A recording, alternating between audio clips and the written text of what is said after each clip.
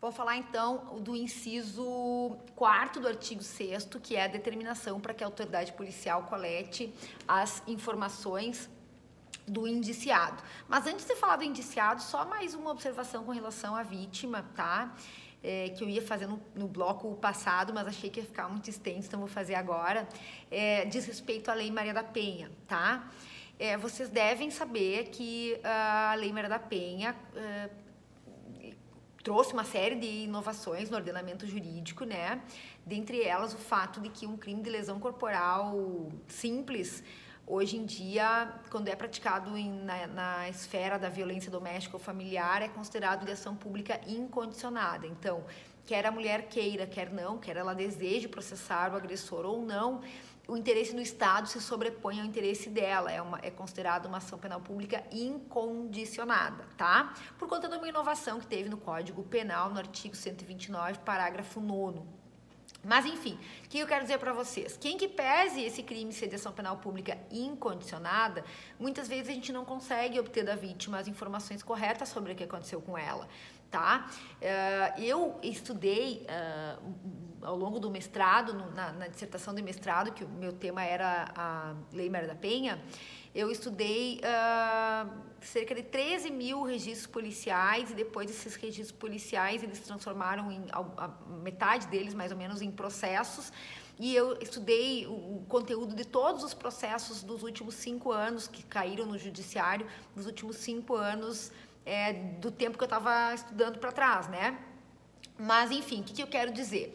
Que eu pude constatar durante a instrução dos processos lá nas audiências que, embora o legislador tenha dito que a ação é pública incondicionada, ou seja, o Estado tem interesse em processar o agressor de uma mulher, porque isso fere os direitos humanos das mulheres, quando elas não querem que esse indivíduo seja processado, não há o que faça elas mudarem de ideia. E o que acontece? As vítimas, quando são ouvidas nas audiências, elas negam que tenham sido efetivamente agredidas, elas dizem para o promotor e para o juiz na audiência, na presença do defensor, claro, que elas caíram da escada, que elas sofreram outro tipo de agressão e que estavam muito nervosas e tinham sido distraídas pelos maridos, estavam com muita raiva e por isso imputaram a responsabilidade para o companheiro, né? Então, elas próprias mudam o depoimento na fase judicial e dão um depoimento diverso do que elas deram na fase policial. Então, por quê? Porque nessa altura do campeonato elas já reataram o relacionamento por problemas afetos à violência doméstica, que é a dependência, muitas vezes, psicológica que elas têm com os agressores e que é muito difícil de romper. É aquilo que quem estuda a Lei Maria da Penha sabe, chama de ciclo de violência. Não cabe a mim fazer esse comentário aqui agora, mas o que eu quero dizer é que se nós formos levar ao pé da letra a palavra do ofendido, nem sempre a gente vai ter a resposta que a gente quer, né, para aquele fato. Vou falar para vocês um caso que aconteceu comigo hoje, tá? Que tem a ver com um crime contra idoso. Uma senhora que está sendo extorquida pelo filho, usuário de drogas, e ele está chantageando e ameaçando a mãe idosa, e de várias maneiras ameaçando, para conseguir dinheiro para custear o seu vício em cocaína, né? E outras drogas, enfim. E essa mãe, quando foi ouvida, recusou-se terminantemente a dizer que esse rapaz estaria praticando qualquer tipo de violência contra ela. Ela chegou a dizer pra gente, assim, no caso, no inquérito, né? Chegou a dizer que ela dava o dinheiro para ele porque ela queria, porque era filho dela e ela dava o dinheiro dela para quem ela quisesse, né? Então, se a gente não for estudar um pouco mais a fundo essa situação, a gente vai dizer, não há fato criminoso, a vítima entende que não está sendo vítima de crime nenhum, deu dinheiro porque quis, né? Então, às vezes a gente tem que ler por trás dessa vítima, assim, tem que investigar mais a fundo, porque a gente não pode culpar ela por estar agindo assim, né? Assim como a gente não pode culpar as mulheres que vão lá em juízo e negam que tenham sido agredidas, porque tem todo tem muitas questões que estão aí por trás, né, obscuras. Às vezes as próprias mulheres vítimas de Maria da Penha são ameaçadas, não tem para onde ir, se sentem acuadas e por isso elas resolvem mudar os depoimentos. Eu já vi mulher que o marido era agressor sexual da própria filha e que ameaçava essa mulher de morte, pessoas, não qualquer agressor, uma pessoa com um histórico de homicídio, de muitos homicídios, envolvido com tráfico, e aí abusava da filha dessa mulher e ameaçava ela. Experimenta dizer na polícia, experimenta contar a verdade na polícia para te ver o que vai acontecer contigo e com a própria vítima, com a própria menina, com a própria abusada sexualmente, digamos assim. Então, quando o artigo 6º, inciso 4º diz ouvir o ofendido, tudo isso tem que estar na mente de quem está ouvindo, né? Seja na fase da investigação, seja na própria fase do processo, né? Essas questões todas que às vezes a vítima fica envolvida, tá? Mas sem mais delongas, então vamos falar da oitiva do indiciado, tá? A oitiva, o inciso 5º diz: ouvir o indiciado com observância no que for aplicável do disposto no capítulo 3 do título 6 desse livro, devendo o respectivo termo ser assinado por 2 testemunhas que tenham ouvido a leitura, tá? Pessoal, isso aqui é o interrogatório do indiciado, tá? O interrogatório diz no que for aplicável utilizar as regras do interrogatório do Código de Processo Penal, tá? Isso implica em dizermos, em observarmos que o indiciado tem os mesmos direitos e garantias do processo por ocasião da sua oitiva, tá? Então, o que acontece? Hoje em dia, alguém que é indiciado no inquérito policial, ele tem o direito de reservar-se, de nada declarar, ele tem o direito de manifestar-se no sentido de nada declarar, no sentido de ele observar o direito constitucional do silêncio, tá? Vamos chegar aqui no capítulo 3 do título 6, que fala do interrogatório. Por favor, deem uma olhadinha no artigo 185 do Código de Processo Penal em diante. Ele tem todo o regramento aqui com relação ao interrogatório, que aliás é o último ato dentro do processo penal, tá?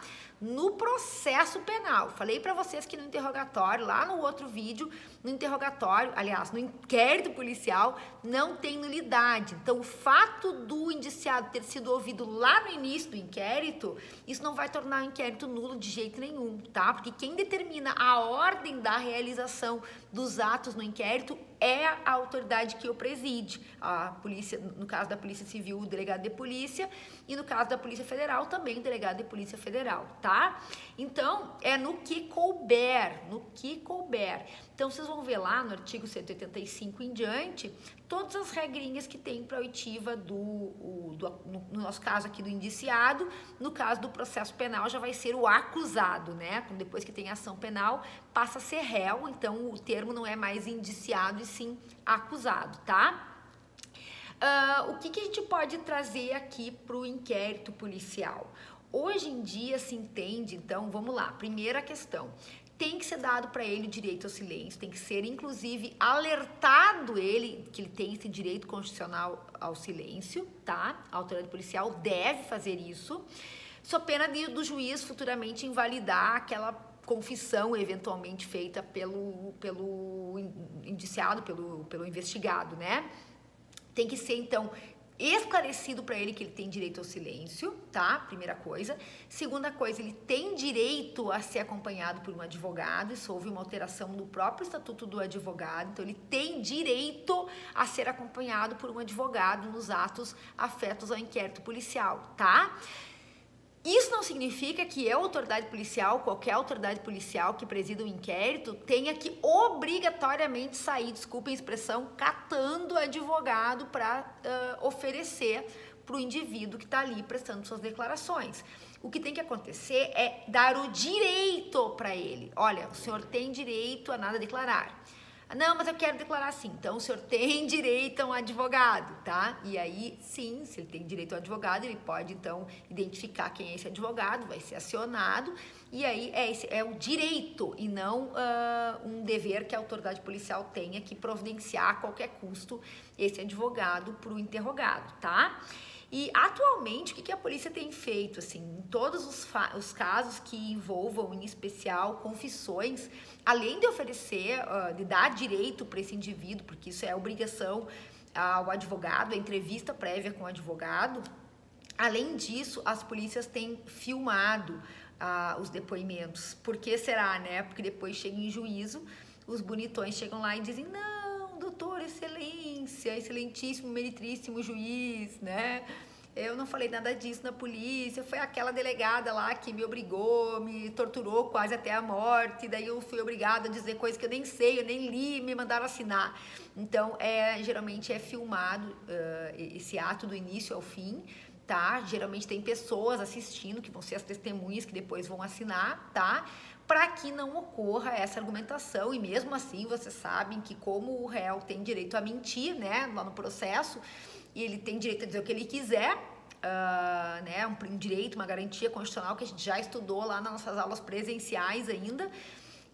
Claro que desde que ele não impute o fato a outra pessoa, senão é denunciação caluniosa, né? Mas fora isso, ele tem direito a mentir, ela vão ter. Então, geralmente o réu vai negar, né? Vai dizer que não falou nada daquilo e que tudo foi inventado. Isso é regra geral, a gente já está acostumado com isso, tá? Então, por isso é que a polícia tem usado como expediente filmar os interrogatórios para que essa argumentação, pelo menos, possa ser um pouco menos valorada, né, no processo, tá?